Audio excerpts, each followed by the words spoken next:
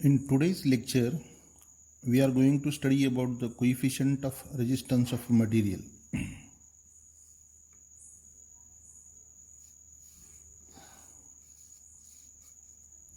Last time we have seen that resistance of material depends upon the nature of the material, that is the type of material, the length of material, and cross-section area of the material.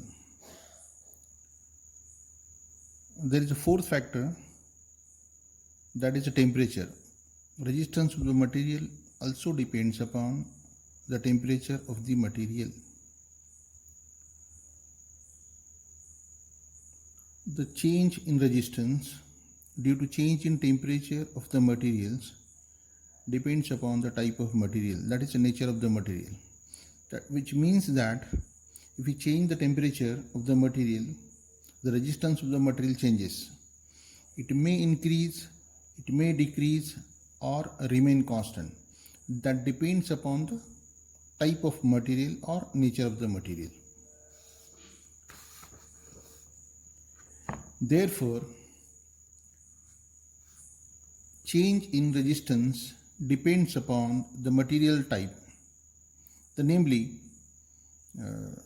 it may be conducting material, it may be alloys, it may be semiconductor material, or insulating materials. Now let us see first in case of pure metals. In case of pure metals, as the temperature of the material increases, its resistance also increases, and the increase in resistance is large and fairly linear for normal change of temperature. For example, suppose take the example of copper. In case of copper, as we increase the temperature of the copper, resistance of the copper increases. This increase in resistance is large, and within this temperature limit it is linear one. So up to this temperature the increase in linear. After this there is the drop in what we can say the resistance remain constant. Similarly, if we decrease the temperature, resistance also decreases linearly. And therefore, in case of pure metals, like for example the copper, aluminum, silver, gold, as we increase the temperature, resistance of these metals also increases linearly. Now let us see in case of alloys. Alloys, the combination of different materials that we know. So in case of alloys, the increase in resistance is relatively very small, and sometimes it is irregular, it is not linear one. For example, the alloys like manganese, constantan, etc.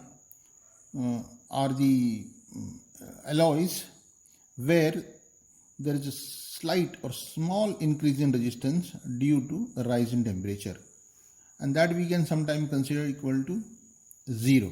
So in case of alloys, what we are considering, resistance remain constant irrespective of change in its temperature. Another example is nichrome. We have seen the nichrome wire.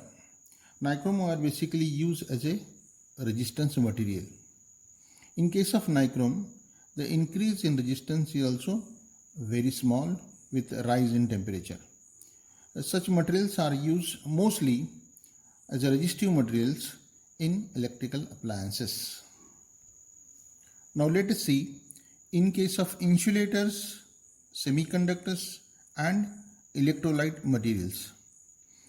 In such type of materials, as we increase the temperature, there is a decrease in resistance. In case of pure metal, as we increase the temperature of the material, resistance increases.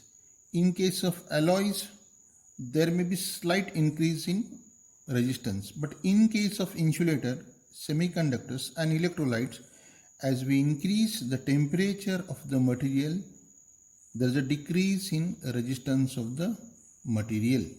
That is the difference.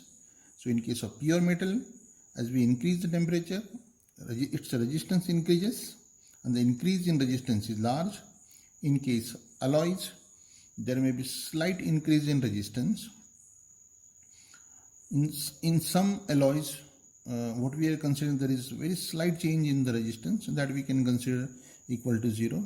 But in case of insulator, semiconductor, electrolytes, as we increase the temperature of the such materials, there is a decrease in resistance. Now let us see what is meant by positive temperature coefficient. In case of pure metals, as we know, resistance of the material increases with a rise in temperature. Therefore, such materials have positive temperature coefficient. And examples of positive temperature coefficient of materials are the copper, aluminium, silver, gold, etc. Now let us see the negative temperature coefficient of material. We have seen in case of insulators, semiconductors and electrolytes, the resistance of the material decreases with a rise in temperature. Therefore, such materials, means the insulators, semiconductors and electrolytes, have negative temperature coefficients. Examples of these materials are, for example, carbon, the silicon, germanium, etc. Some materials, or we can say metal alloys, have very low value of temperature coefficient. It is close to 0. There is, what we can say, the resistance of such alloys hardly changes at all with variation in temperature. So if there is a variation in temperature, there is a very slight change in the resistance of the materials. For example, the manganese, the constantan, etc.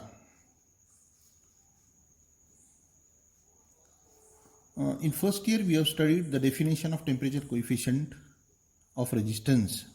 Basically, it is a measure of a change in resistance of a material per a degree rise in temperature.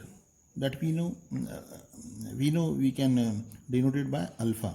So basically, the temperature coefficient, just a reminder, is nothing but the measure of a change in resistance. The change in resistance due to the change in temperature. So we can define the temperature coefficient of material or temperature coefficient of resistance is the measure of change in resistance of a material per degree rise in temperature.